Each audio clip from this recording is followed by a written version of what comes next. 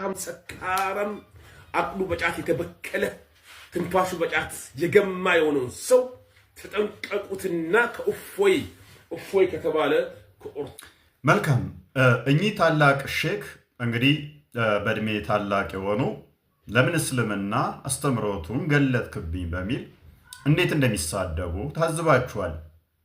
ደግሞም እንዲህ ብለዋልና ምላሽ ይሰጣልን አላችሁ እኮ የምትናገሩት እንደናንተ ቆሞ ሻወር እንዲወስድ ፈለጋችሁ ልብሱን ሁሉ እንዲያበሰብስ ልብሳችሁን እያበሰበሳችሁ በቁም እየሸናችሁ እንደግመል ማኑላችሁ ላይ እየረጫችሁ ነብይ ማኑላችሁ ላይ እየረጫችሁ ናችሁ። እፎይና እፎይ መሰሎች ማለት ነው። መጠጥ እየጠጣና አረቄን እየጋትክ እየገባ ሚስቴ ላይ እየተፋ እየደበደብካት እያደርክ ያስታወቅከውን እንኳን ጧት ማጠብ የማችል ዝፍ ይወክ ነብዩን አለይሂ ሰላም። መልካም እኚህ አባት እንግዲህ አያቴ ይሆናሉ። ታላቅ ሼክ ናቸው በእድሜ።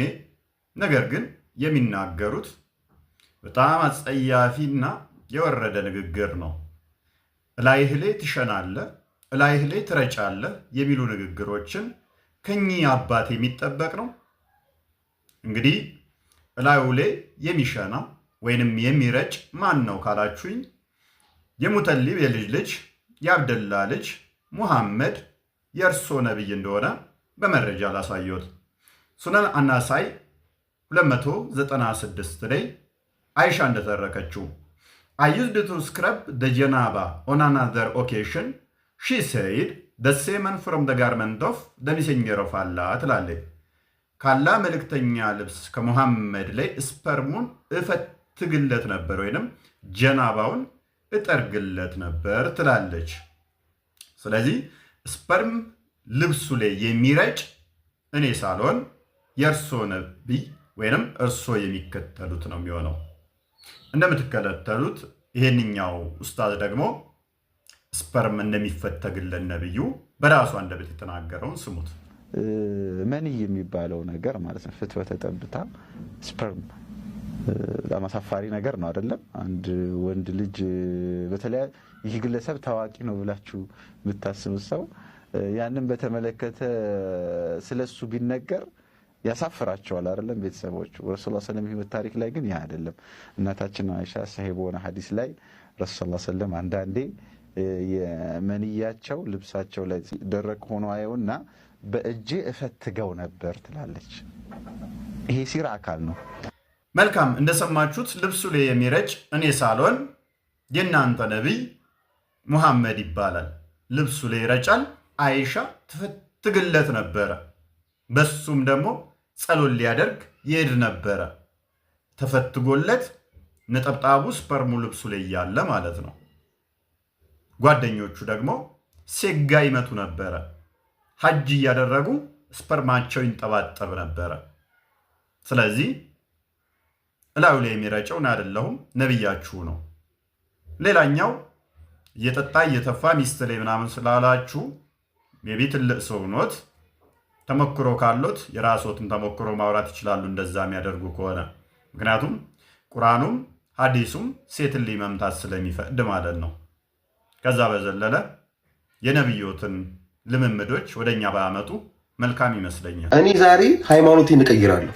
የምርም አንተ አቅም ኖሮ ዕውቀቱ ኖሮ ብቃቱ ኖሮ ከዚህ ወንድማችን ጋር መወያየት ከቻልክ እና እሱን ተወያይተ ማሸነፍ ከቻልክ እኔ ዛሬ ላንተ ብዬ ሃይማኖቴን እቀይራለሁ። ይሄ ለሁላችሁም ቃል የምገባላችሁ ነገር ነው።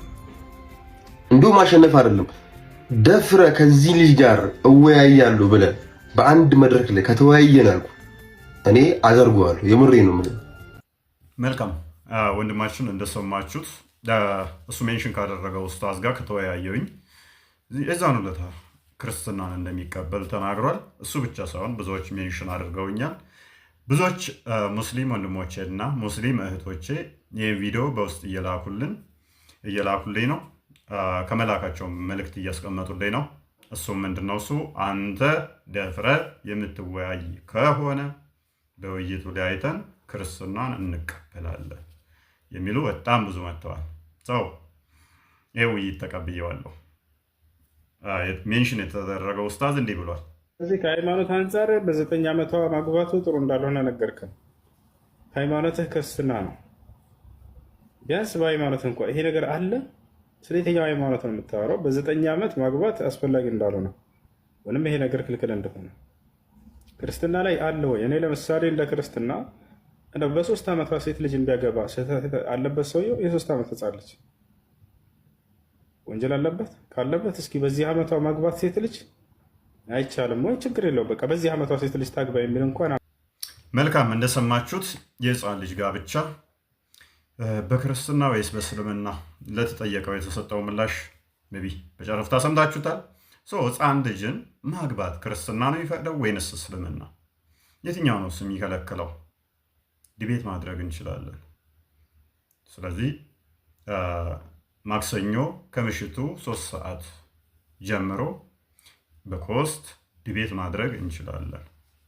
በላካችሁልኝ መሰረት ይኸው የዲቤት ወይንም የውይይቱን ጥሪያችሁን ተቀብያለሁ። ውስታዛችሁ እንዲመጣ ማክሰኞ ከምሽቱ 3 ሰዓት ጀምሮ በኮስት እንድንገናኝ፣ የዛለታ ደግሞ ክርስቲያን ለመሆን እንድትዘጋጁ ካሁኑ በአጽንኦት ነግራችኋለሁ። ሜይ ቢ የዛለታ ብዙዎች ክርስቲያን ይሆናሉ በሚል ዲቤቱን ካልቀረ በስተቀር ማለት ነው። ወንድሜ ይህን ቪዲዮ የሰራህብኝ ሜንሽን አደርጋለሁ። ተዘጋጅ ክርስቲያን ለመሆን።